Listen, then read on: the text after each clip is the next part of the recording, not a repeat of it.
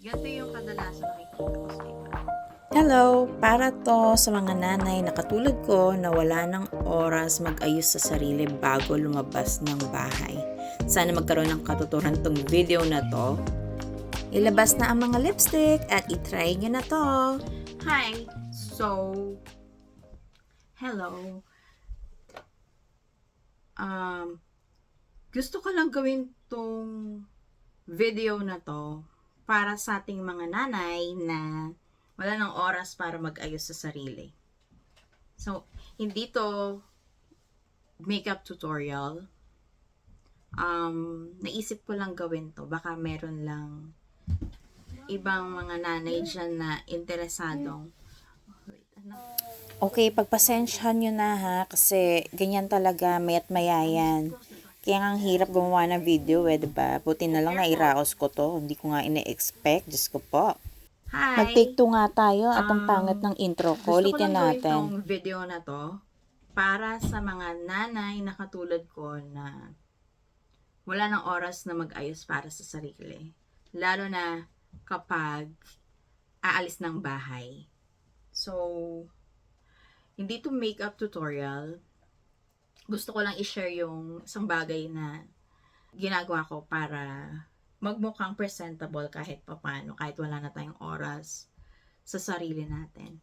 Mabilis lang to. So, anong lipstick? Actually, hindi ako marunong mag-makeup. Kahit nga maglagay ng lipstick, I think hindi ako ganon kasanay na. Ko lang ipakita yung isang way paano mag-lipstick na magiging medyo parang effortless yung lipstick mo. Ganong datingan. Ewan ko kung makakarating sa inyo yung message ko. So, yon. Yung parang effortless pero medyo maayos naman na pagkakalipstick. Kasi ganito eh. Ganito yung kadalasan nakikita ko sa iba. Ganito ah.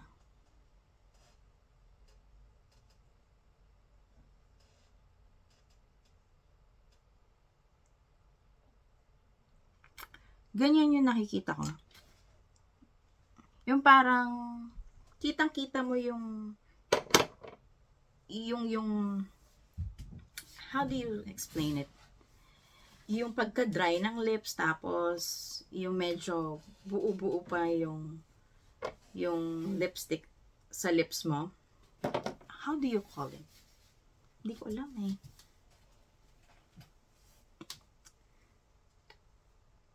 Okay, so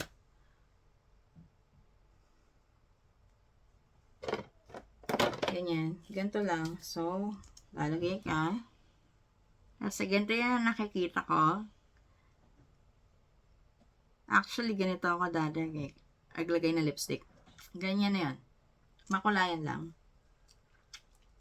Pero yung mga nakikita ko sa iba, ang ganda. Parang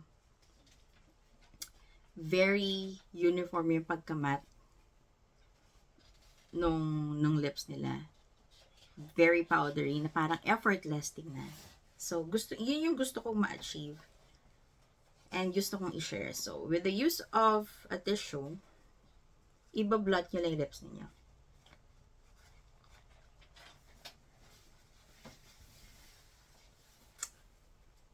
So, yan. Look. Mukhang powdery na yung finish niya. Yan. Ewan ko kung nakikita nyo, pero yan. Mukha ng powdery yung finish niya. Hindi yung parang puro lipstick na lang yung nilagay. Parang sobrang wet.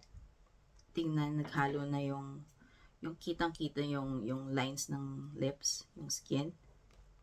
So, ito. Yan. So, yan yung ginagawa ko. So, kung gusto natin mas intense yung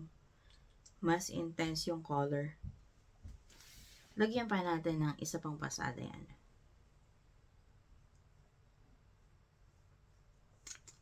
Matulay pa ba ito? Ayan.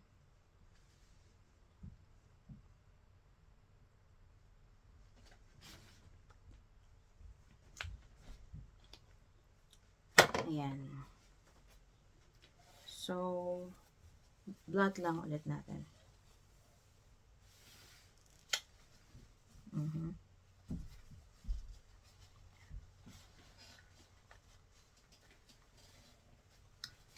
Ayan.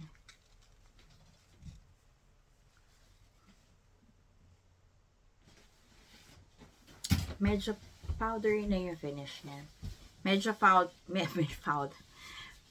powdery na yung finish niya. Unlike kanina, para bang nagmadali ka lang lagyan tapos umalis ka na ng bahay. Ganon. Yan. And ang isa pang advantage niyan is kapag lumabas ka ng bahay, hindi mo na kailangang mag-retouch ng retouch. Kasi, tingnan nyo, let's do a transfer test. Clean tissue. Ayan, diba?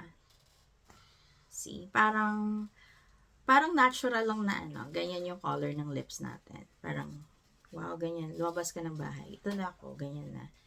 Yun ang datingan niya. So, yan. Yun lang. Try pa natin isa pa. Isa pang kulay. Try pa natin isa pa. Try naman natin itong isa pa. Ano ba to? Lip balm. Lip balm naman to.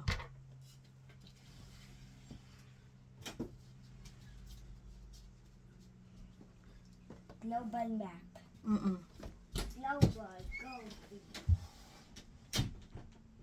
Halos parang magkasing kulay lang sila.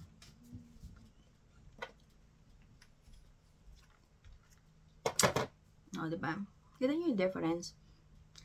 Yung iba gusto nila ganito glossy. Yan. Ang hirap nga lang nito pag daldal ka ng daldal, tapos uminom ka ng tubig. Ang hirap lang nito kapag uminom ka ng tubig or na-touch ng kahit ano yung lips nyo. Kunyari, kumain kayo sa labas.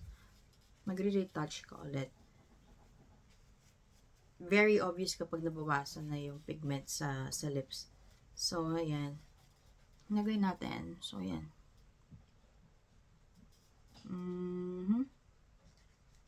Babawasan natin siya.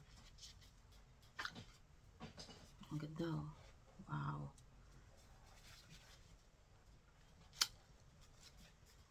Bawasan pa natin. Ayan, nabawasan ng kulay, pero at least kahit pa paano, andyan pa din siya. Diba? Ayan. Pwede na yung panghatid sa school ng mga bata. At least kahit pa paano. So, yan. Ano ba? Yun lang. Actually, hindi talaga ako marunong mag-makeup. Yun lang ang alam ko. Pero ito yung ginagawa ko kapag lalabas ako. Kahit pa paano. May naiba naman sa itsura ko. Pag lalabas ko ng bahay, may makeup.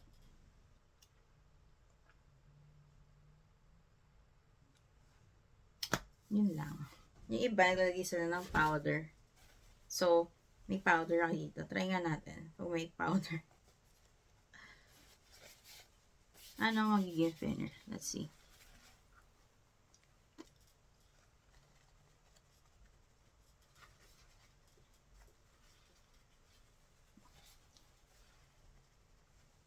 Ayan, ganyan. Diba? Parang natural lang. Ganda. Yun lang. Thank you so much for watching. Ay, feel na parang mukhang wala, no? Pero meron yan. Meron talaga yan. Nung tinignan ko sa salamin, medyo maganda yung color payoff niya. Pero dito parang hindi masyadong halata. Try yun na. Let me know kung okay siya.